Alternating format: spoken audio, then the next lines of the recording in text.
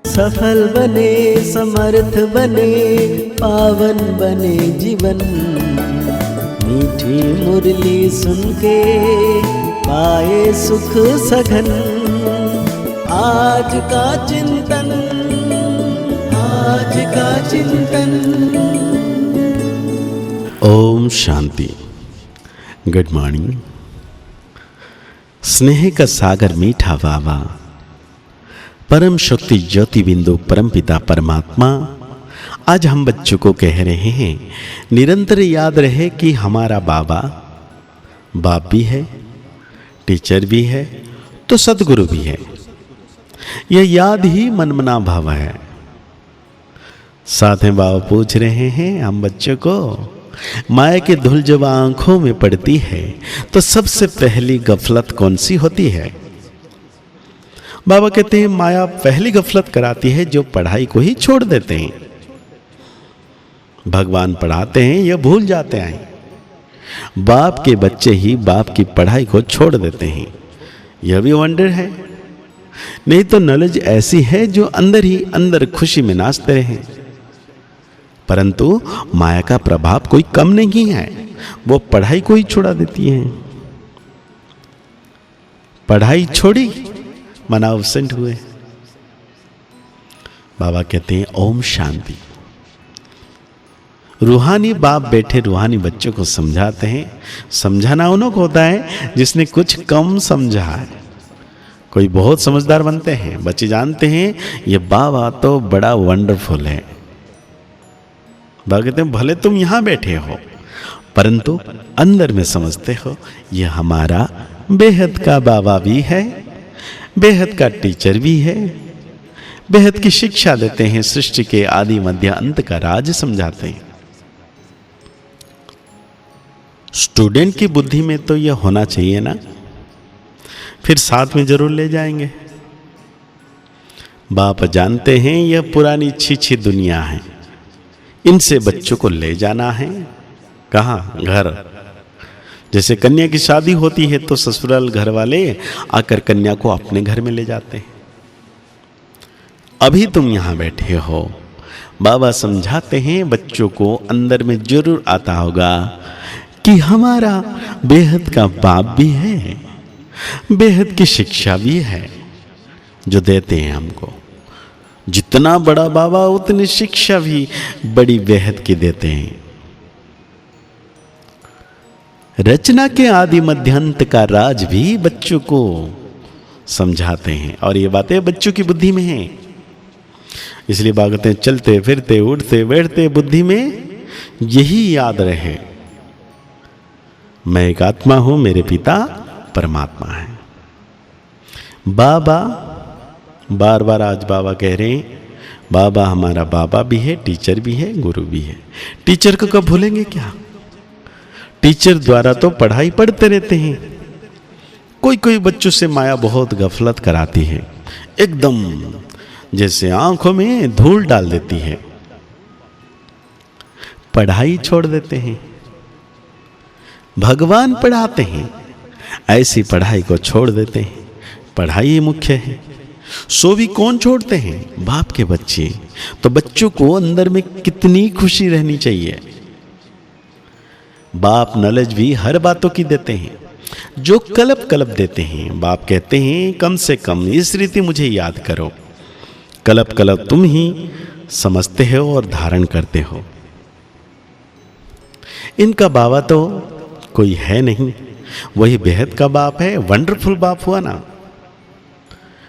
मेरा कोई बाबा है बताओ? शिव बाबा किसका बच्चा है? यह पढ़ाई भी वंडरफुल है जो इस समय के सिवाय कब पढ़ नहीं सकते, और सिर्फ तुम ब्राह्मण ही पढ़ते हो। तुम यह भी जानते हो कि बाप को याद करते करते हम पावन बन जाएंगे, नहीं तो फिर सजाएं खानी पड़ेगी। गर्भ जल में बहुत सजाएं खानी पड़ती है, वहां फिर ट्रिब्यूनल बैठती है, सब साक्षात्कार होते हैं। बिगर साक्षात्कार किसी को सजा दे नहीं सकते। मुंज पड़े कि यह सजा हमको क्यों मिलती है। बाप को मालूम रहता है कि इसने यह पाप किया है, यह भूल की है, सब साक्षात्कार कराते हैं। इसलिए बाबा कहते हैं, मीठे मीठे बच्चों, मंजिल बहुत ऊंची है। विश्व का मालिक बनने के लिए दूसरा कोई तो ट्राई भी नहीं कर सके, कोई की भी बुद्धि में आ ना सके। माया का प्रभाव कोई कम नहीं है। साइंस वालों की कितनी बुद्धि चलती है, तुम्हारी फिर है साइलेंस। सब चाहते भी हैं हम मुक्ति पावें, तुम्हारी फिर एम ऑब्जेक्ट क्या है? जीवन मुक्ति, मतलब सतयुग में आना। यह भी बाप ने समझाया है। गुरु आदि कोई ऐसे नलच दे नहीं सकते। बाबा कहते हैं, तुम्हें गृहस्थ में रहे पवित्र बनना है, राजा ही लेना है। भक्ति में बहुत टाइम वेस्ट किया है। अभी समझते हो हमने कितनी भूलें की है। भूल करते करते बेसमझ बिल्कुल ही पत्थर बुद्धि बन पड़े हैं। अंदर में आता है, यह तो बड़ी वंडरफुल नॉलेज है, जिससे हम क्या से क्या बन जाते हैं। पत्थर बुद्धि से पारस बुद्धि, तो खुशी का पारा भी चढ़ता है कि हमारा बाबा बेहद का बाबा है। उनको कोई बाप नहीं, वो टीचर है, उनका कोई टीचर नहीं। कहेंगे कहां से सीखा?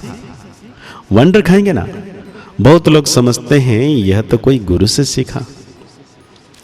तो गुरु के ओर से भी शिष्य होंगे ना। सिर्फ एक शिष्य था क्या? गुरुओं के शिष्य तो ढेर होते हैं। आगा खां को देखो, उनके कितने शिष्य हैं।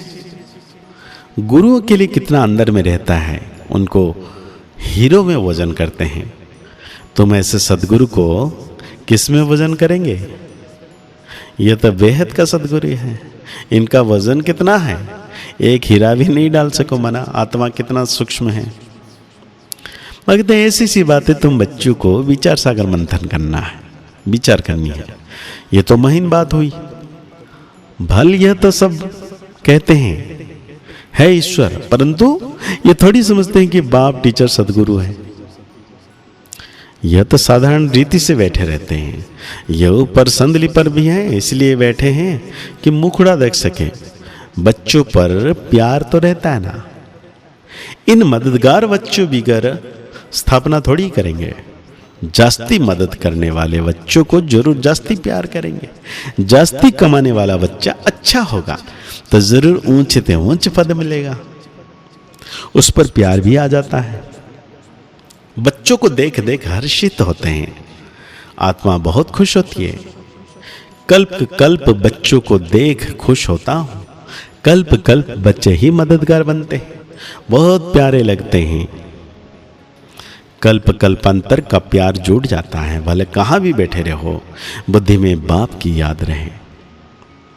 ये बेहद का बाप है, इनका कोई बाप नहीं, इनका कोई टीचर नहीं। स्वयं ही सब कुछ, जिसको ही सब याद करते हैं। सत्युग में तो कोई याद नहीं करेंगे। 21 जन्म के लिए बेड़ा पार हो गया, तो तुमको कितनी खुशी होनी चाहिए। तो आज बाबा धारणा के लिए हम बच्चों को कह रहे हैं, इन आंखों से जो कुछ दिखाई देता है उनसे ममत्व मिटाना है। एक बाप को ही देखना है। वृत्ति को शुद्ध बनाने के लिए इन छीछी शरीरों को देखना नहीं है और उनकी तरफ जरा भी ध्यान ना जाए। बाप जो न्यारी और सत्य नॉलेज सुनाते हैं वो अच्छी तरह पढ़नी और पढ़ानी है। पढ़ाई कभी मिस नहीं करनी है। तो आज बाबा हम बच्चों को वरदान दे रहे हैं, शांति की शक्ति के प्रयोग द्वारा हर कार्य में सहज सफलता प्राप्त करने वाले प्रयोगी आत्मा भाव। बाबा कहते हैं, अब समय के परिवर्तन प्रमाण शांति की शक्ति के साधन प्रयोग में लाकर प्रयोगी आत्मा बनाओ। जैसे वाणी द्वारा आत्माओं में स्नेह के सहयोग की भावना उत्पन्न करते हो, ऐसे शुभ भावना स्नेह की भावना की स्थिति में स्थित हो, उन्हों में श्रेष्ठ भावनाएं उत्पन्न करो।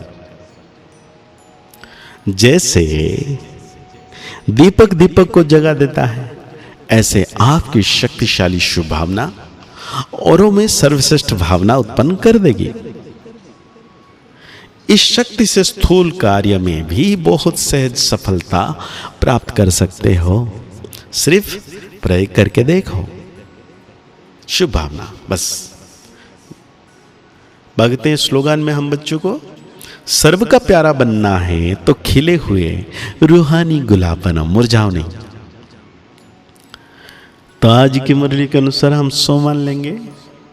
मैं शक्ति स्वरूप आत्मा सदा सफलता को प्राप्त करने वाली आत्मा हूँ। मैं शक्ति स्वरूप आत्मा सदा सफलता को प्राप्त करने वाली आत्मा हूँ। तो आज की मुरली को और गहरी रीति से समझकर चिंतन करते हुए निरंतर मीठे बाबा की याद में रहना है कि सर्वशक्तिवान बाबा 24 घंटे मेरे साथ है।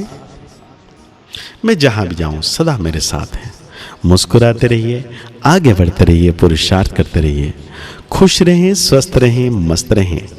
ओम शांति, ओम शांति, ओम शांति।